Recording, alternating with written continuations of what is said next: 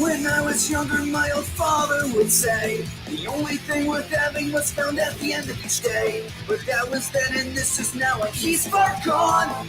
And his voice had lingered on for far too long. He said, my fearless son, you can't be stronger than them all. The birds control the sky and if you jump, you'll likely fall. And you need an alibi just to pass by in this life.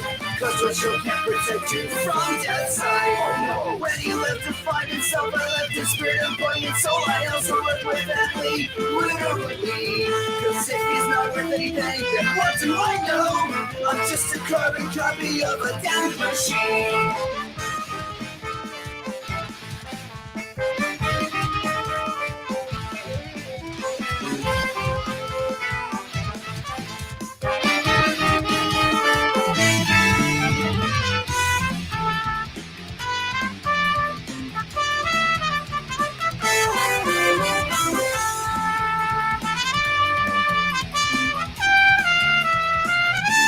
He said, you'll never breathe and you'll never touch the water. You'll never see the sights that I, your father, have entrusted to you, entrusted to you. I'm sorry, but you will never touch the sky.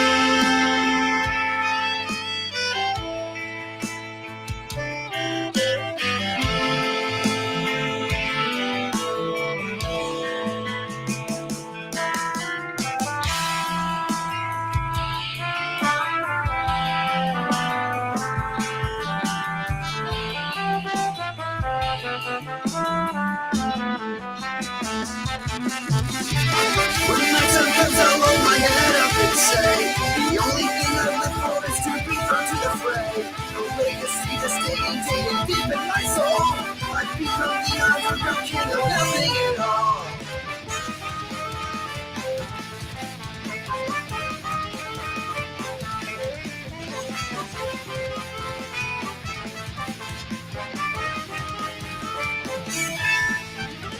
I'm under orders to destroy all we dare. Disturb this cave and bring a light to my lair.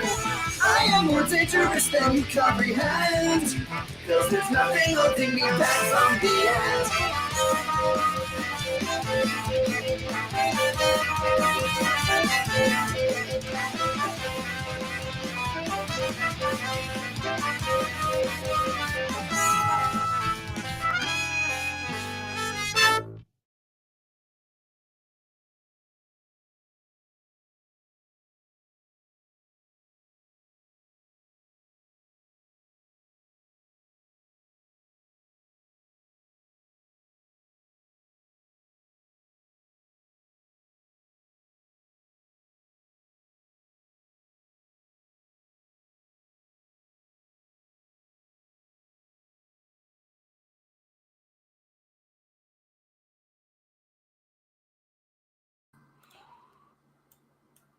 Hello, ladies and gentlemen, boys and girls, children of all ages. It is me, Dukect, back.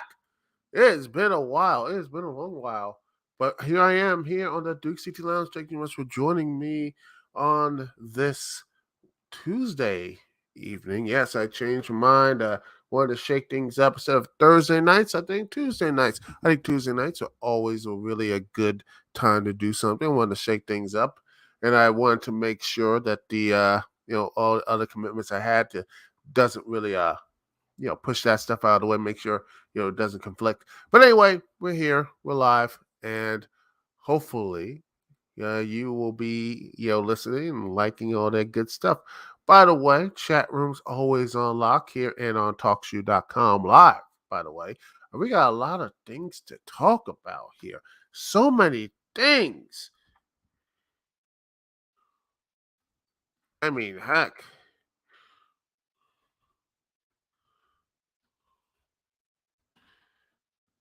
I mean, just wow. I mean, the past couple weeks, a lot of stuff happened, not just in the, um,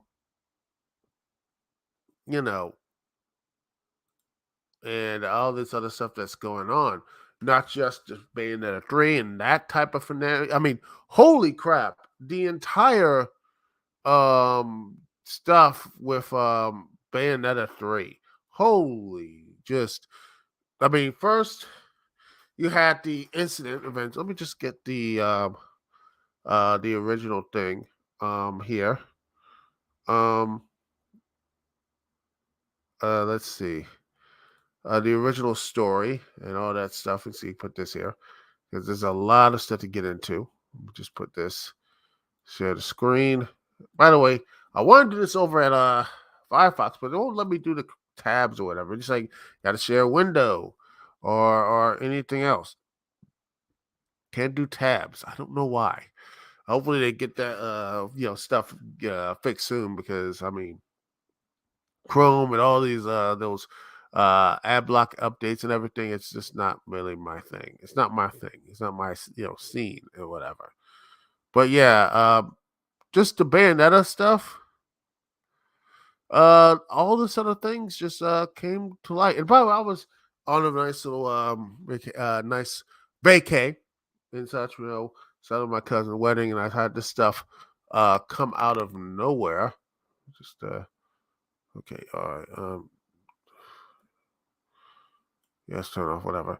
I think there's some always protected and all that type of stuff. Anyway, um, what and I mean, you look at this right here.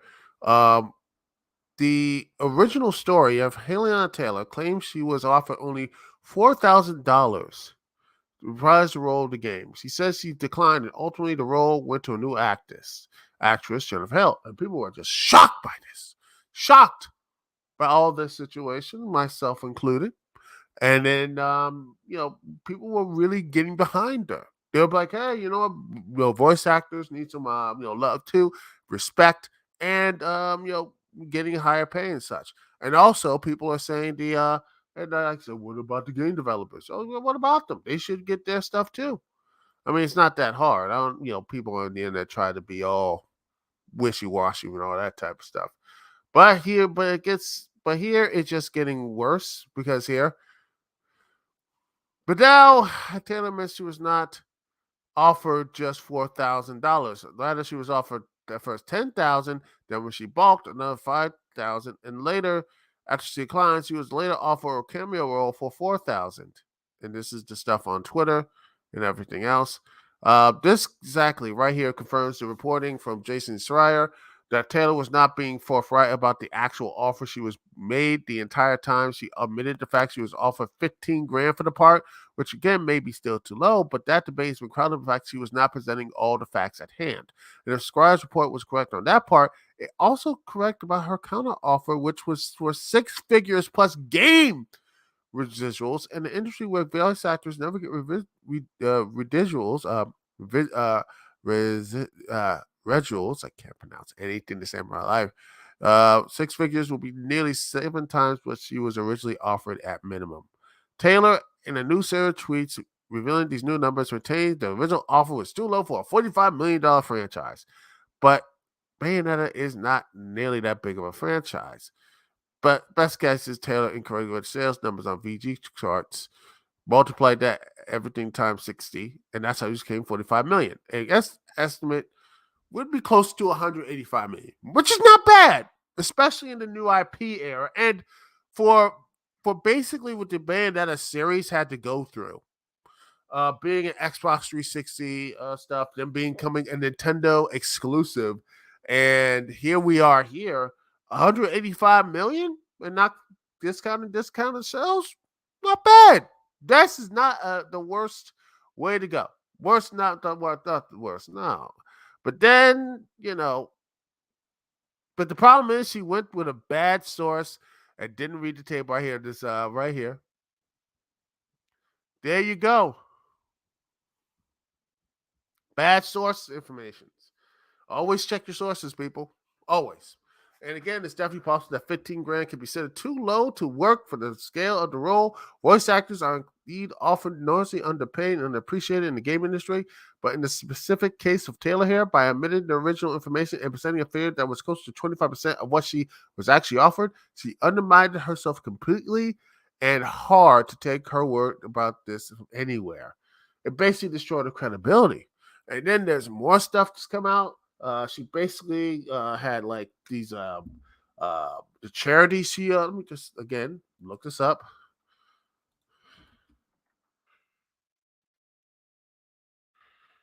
Let's see. Let me just look all this stuff up. Um, and just here it is. We got here. Let me just see if I can get this right here. All right, this is what share the stop screen this and share the screen here and right here. Right here is Haley Taylor suggests that fans should donate to anti-abortion charities instead of buying Bayonetta 3. Um, Former Bayonetta voice actress Haley Taylor asked fans upset to being recast in Bayonetta 3 to donate the money that was spent on the game to charities, specifying multiple charities that have an anti-abortion stance. Bayonetta 3 has found itself in the center of controversy. Yada yada includes platform games, this, that, the other. And then here we are. Um, the nerve. She highlighted 14 charities that said she donated 100% of her video game conference autograph signing fees, including some religious charities with anti-abortion views. In case look in case and looking for to donate them money needs inspiration. The gamer looked into some of the charities Taylor listed in her tweet, which includes Billboards for Life, Aid to the Church in Need (ACN), and Westminster Cathedral, all of which express anti-abortion stances. Billboards for Life website says that its sole mission is to blanket cities and towns with Catholic pro-life billboards, raising public awareness of sanctity of human life. Its Twitter banner is a billboard of a baby with the text "I could dream before I was born," which is, you know, again with that liberal crowd which she was pandering to, is not a good idea right now. And the anti-abortion, it just makes things worse. And then once again, with all this stuff going on, with these charities, she did not check the information, or she did, or whatever. She did check the information, and it just did not work out for you. It just didn't. Let me see the words here. She did, and she believes in them. uh it just the majority of people in the audience probably doesn't believe in that the stuff about the abortion debate, which is it is a completely thorny road to get on, my friends. It is a thorny road to really get on there. And honestly, let me tell you, it's not a road that, let's be honest, it's not a good road to be on, because I have made a lot of there's a lot of stuff there, and if this is not the show, I mean, I could make a show about it, but honestly, mm, I don't want that type of drama and everything else. Case in point, you know, it's a messy issue, and honestly, my whole stance on it is like, I'm for healthcare, and honestly, if someone needs an abortion and all that type of stuff, I say, quite honestly, if the person needs it and they're not emotionally prepared for it, to prepare for a kid, and especially today, I would say yes, but that is a thing. It's dangerous here. I say, but I wish we couldn't just stop there. If I want my personal opinion about it, but I wish that most of this United States country, we would have like better care for the family, especially the mother, health care, uh, better health care, raising the kid, make sure to have like the food, all that stuff. Take care of the child with the mother, all this stuff, and honestly, do all these type of things. Make it safe. The old saying, "Safe, legal, and rare." That's always should be the case, not just you know that sort of thing. make it as safe as possible. Save make sure to help basically have basic health care and make sure we can have all that type of stuff. Something like that, not just complete ban, which I just I don't think at the end of the day it's going to help anything at this point because you can have all the babies you want, but if you're not going to take care of them and they're not going to be healthy and they're not going to actually, have like decent schooling or decent parents or anything else or decent environment, I mean, if you're not setting these kids up for success, I mean, why have them? Why have this type of thing? But that's just my personal opinion. If you want to have a kid in this world, make sure they're set up to be in least position to actually succeed and such, and also have enough money, care, time, and love with the people around them. That sort of thing. It's not that hard. It shouldn't be that hard. But, also looking up for sources and not, going on BG charts and everything else, trying to add figures. That shouldn't be hard either. But and also checking the charities and such. But Helena Taylor didn't do that. It's you know, and the funny thing is, it didn't stop the Bayonetta. Let me just see the sales of Bayonetta 3.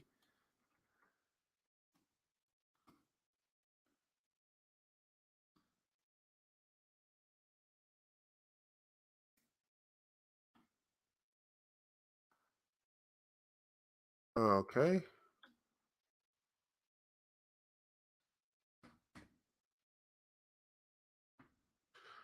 Oh, let's see. Oh, looking here, let me just look at all this other stuff. Oh no, they would say for all the people who thought this was gonna boycott and everything was gonna work anyway. Bayonetta 3 doing really good in the UK. It is, it's been positive reviews, and according to game sales in the UK, doing marginally better when Bayonetta 2 arrived on the Switch a couple years back. It's they're not going to be talking about they're only counting the physical copies, not the digital sales. Which I mean, just this is again, probably in next week there will be something like that. And by the way, the million Bayonetta 2 sold 1,000,000 units on the Switch, which honestly I don't know. I would want to get on the Switch, but I still have my Wii U versions, and they're fine. But I might just get all three on the Switch anyway. That'd be nice if they really just sell everybody. But yeah, this looks really good, and another banger for Platinum Studios.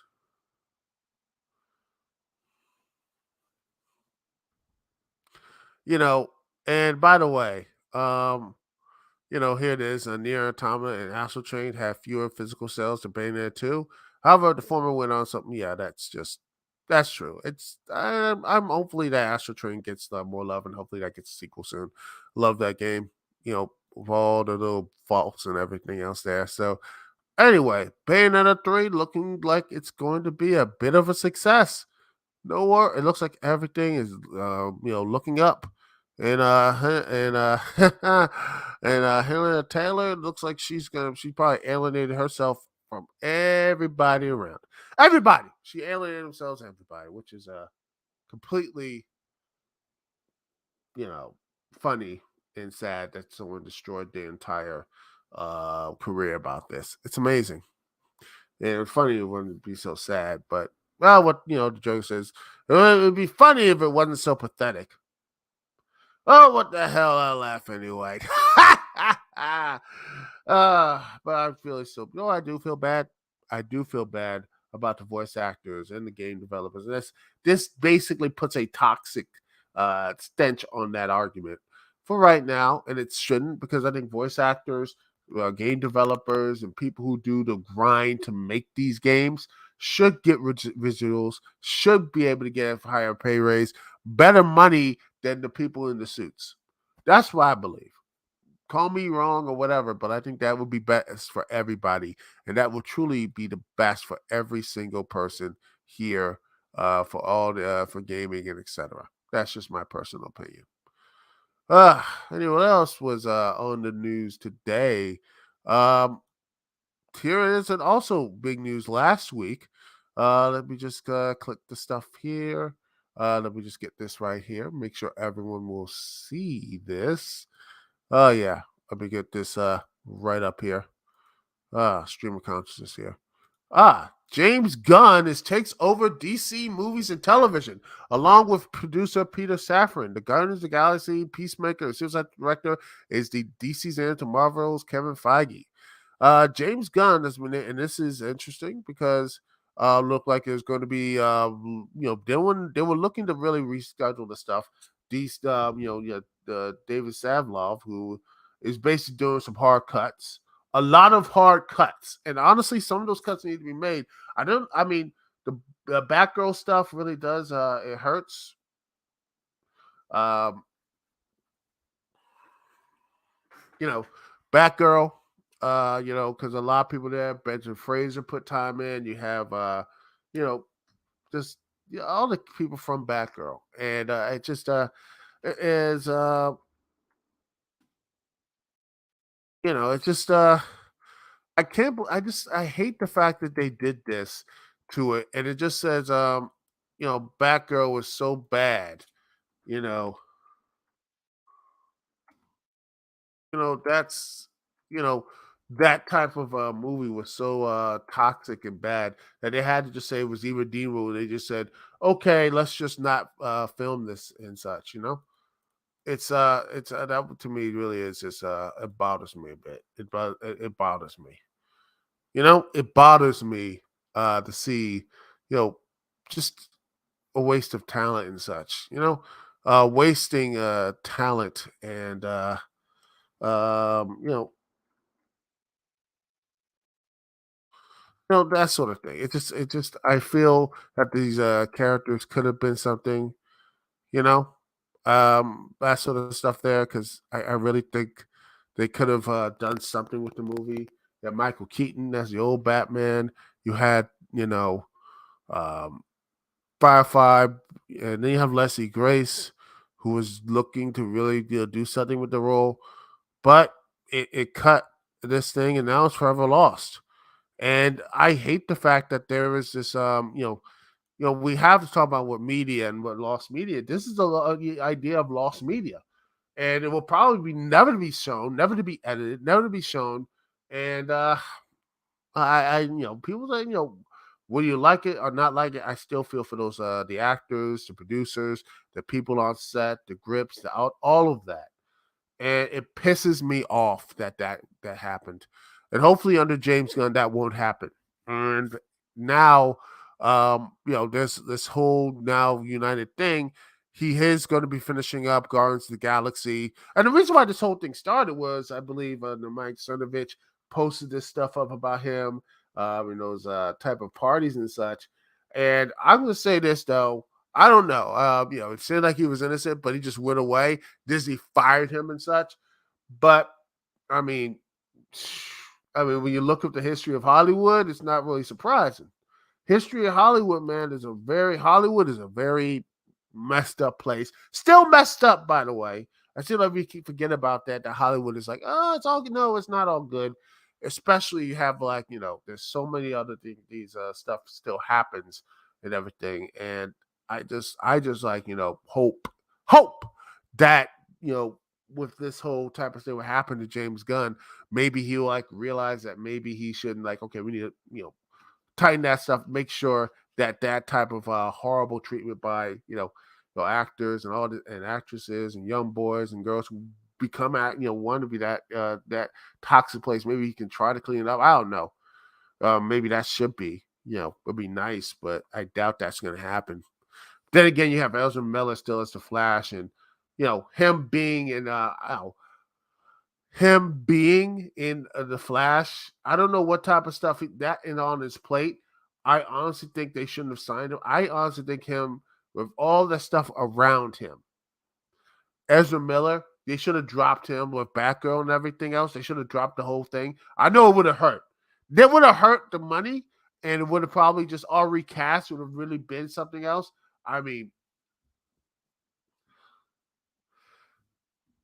but yeah, and maybe they realize that it's cheaper to keep this thing on and keep him there. I don't know what it is with Ezra Miller, but that's gonna be on display too, by the way. So James Gunn gonna have that issue. I don't know what he's gonna do with that because if he has to deal with that, that is going to be a very, like I said, very difficult issue for him to get into. I know that's gonna be really a very difficult issue to get into. Hopefully, he's smart enough to do something about that. Also, what are they gonna do with Batman? They already have the Batman with you know yeah let's see, Robert Pattinson and such. I mean, are they going to continue with that? Or are they going to keep doing this multiverse stuff? They need to start really being consistent. I mean, they're doing Ben Affleck Batman with Aquaman, and they by the way, they had to deal with Amber Heard too, who I mean, talk about fumbling the bag. She fumbled the bag so badly.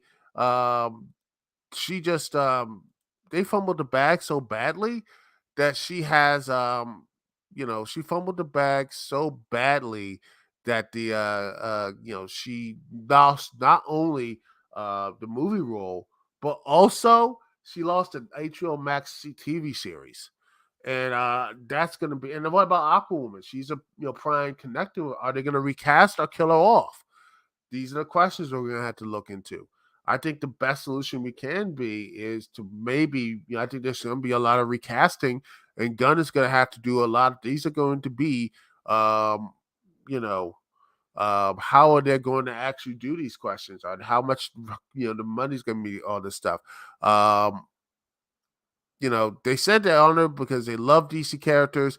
They can't wait to talk to him. They already talked to. I think he already talked to Jim Cavill, and such. So I mean, he has. By the way, Safran did produce Warner films, including Aquaman, and it's stuff like that. There's Aquaman: The Lost Kingdom, Suicide Squad, and Shazam movies, and these things. So they know about horror, so that's going to be really interesting. So this is going to be very interesting how they're going to make this deal and all this stuff work, because I'm hopeful that it works. Hopefully, it gets some stability, but also there's going to be issues occur. Are they going to recast Aquawoman? Are they going to recast the Flash, Ezra Miller, and everything that's after the movie? Are they going to?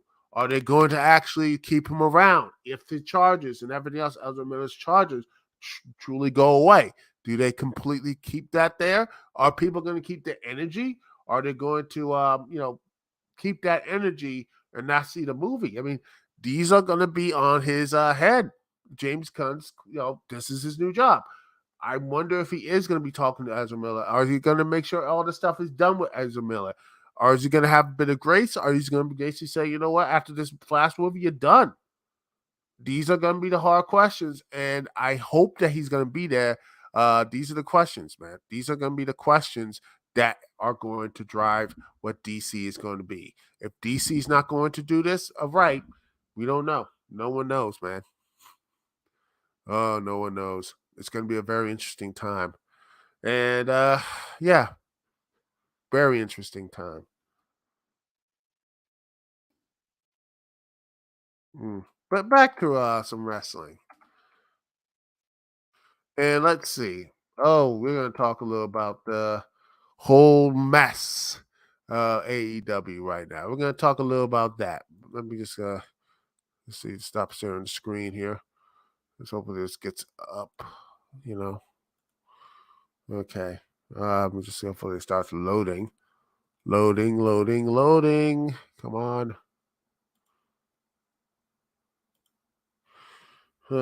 But yeah, hopefully we just get this right here.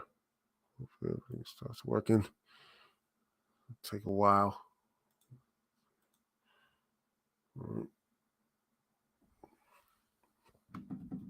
But yeah, the CM Punk, Ace Steel, the Elite Fracas, which looked like it had no ending to it, and AEW was caught into a pretty much a tailspin.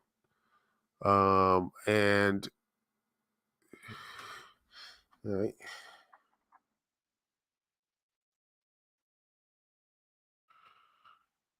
and that sort of thing. It caught in a bit of a tailspin. And oh man, now this story is getting a little bit interesting. And well, let me just say this thing because of the whole fracas and such. Now, Punk supposedly, if Triple H stance on this, which is like after running nothing to do with him. Let me just put this.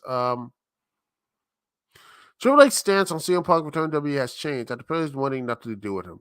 Rumors of Punk coming to WWE, at least wanting to return, started shortly after a report emerged from the Wrestling Observer last week. Rumors suggest that the chances of Punk returning are now the biggest they've been since he left in WWE 2014, due to his ongoing issues with AEW. Let's see. Wrestling votes now that Triple H stance on Punk return has softened a bit, meaning that the return is possible more likely before. I did ask over the last couple of days that it's softened a little bit from what I understand. I still think there's animosity. I still think there's a lot of pieces that need to be picked up between the two, specifically, but Hunter learned from Vince, and Vince makes amends for everybody. Especially exactly this right here, because the AEW is that, and the door's not closed, but yeah. My thoughts on this. This is a terrible idea. Straight up, one of those worst ideas and the worst idea returns in WWE. Because honestly, Punk is pretty much the whole thing of the old rebel, and a constant warning why being the old rebel is not cool.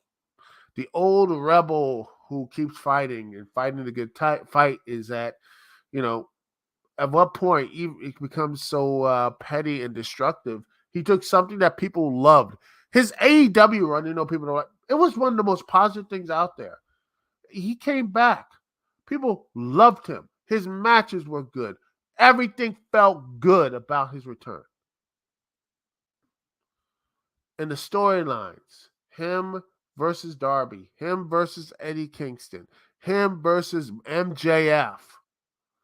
That was amazing. That was great. And that was good fun.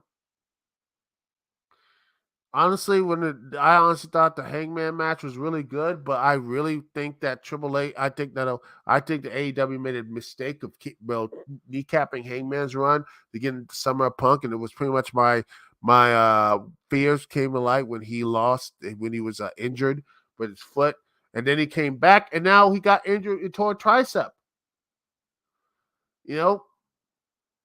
And funny, Moxley pretty much said it best. I don't know if he's shooting, but he maybe saying promo, but I don't know what it is. But he said, "Weak mind, weak body, weak mind, weak mentally, and a weak body, and a broken body and such." And I'm paraphrasing, but yeah, he was right. Man's weak mentally and physically, and basically tore asunder the locker room.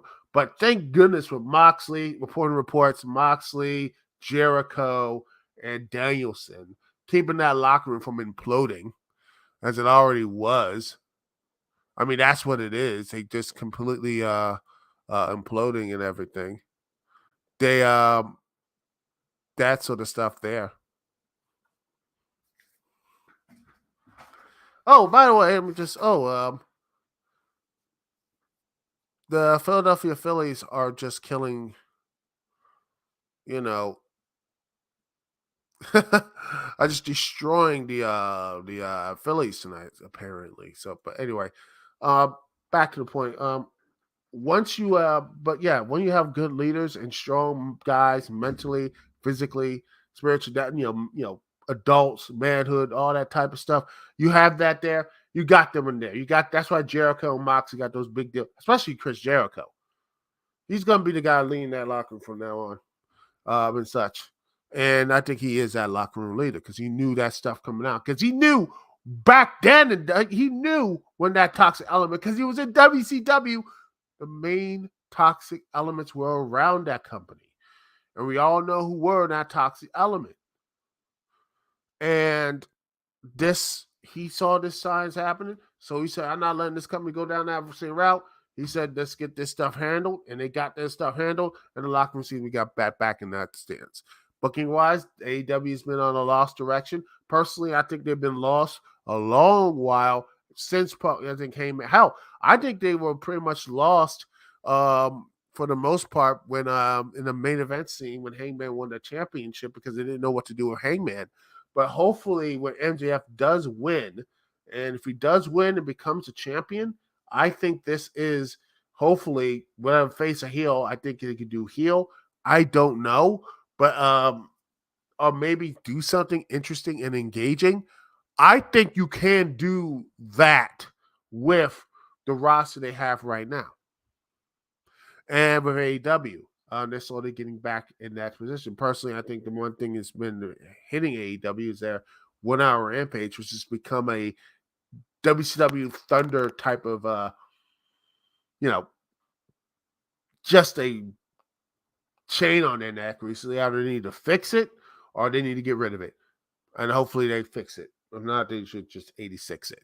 But yeah, Punk in WE would be terrible. One, it'll be a locker room cancer. I don't care if you separate it, it will be a locker room cancer. Two, he's old. He is like in his in his 40s, and there's too many in that roster on the W roster is late 40s and above.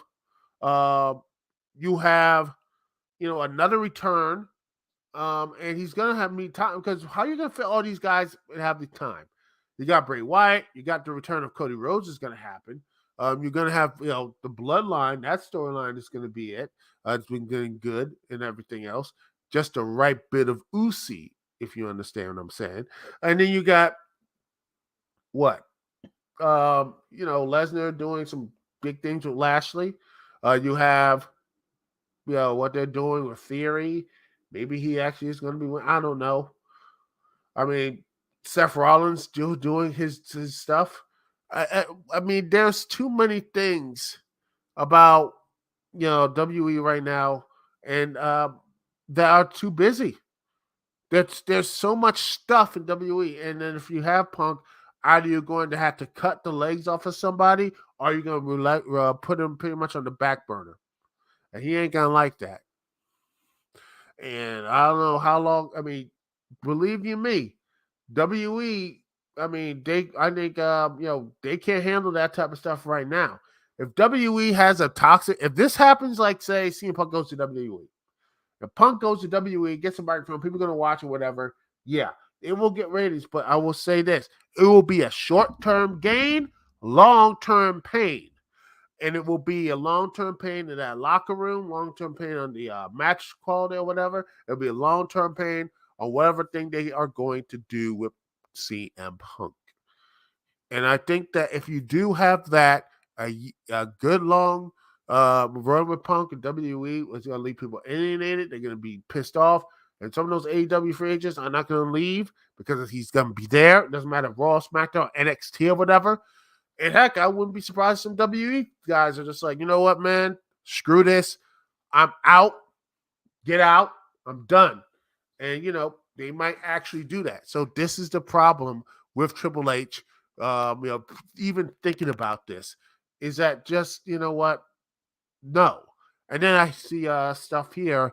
I saw some other stuff saying that he might just not go to WE at all, which I say, good. He should not, he should retire. The only time we get that W phone call is going to WrestleMania. The WrestleMania Hall of Fame. That's it. Hall of Fame, his WrestleMania thing, sign some autographs, and that's it of the book of Punk. He pissed people off and burned too many bridges. I mean, he burned too many bridges, and that's what the problem with Punk and these old rebels is that they just come this old spite and try to rebel against everything and never actually be satisfied. And we thought that he was satisfied, but he wasn't. He was not satisfied. And when you're not satisfied, that ego and everything, here we are once again. And I'm hopeful that when the Elite come back, Heyman comes back, there's injury and everything else, everybody gets back 100%, and everything. I want AEW to be successful. Heck, I'll say WE starts getting successful. I'm not going to be watching Raw because 3 hours are still one of the worst things, honestly, for a wrestling program. And honestly, same thing for Rampage. It's seriously 4 hours of wrestling. That's terrible. Ugh, gosh, no. I love going to Arthur Ashe Stadium and hanging out in New York. But man, cut that down to 3 hours, man.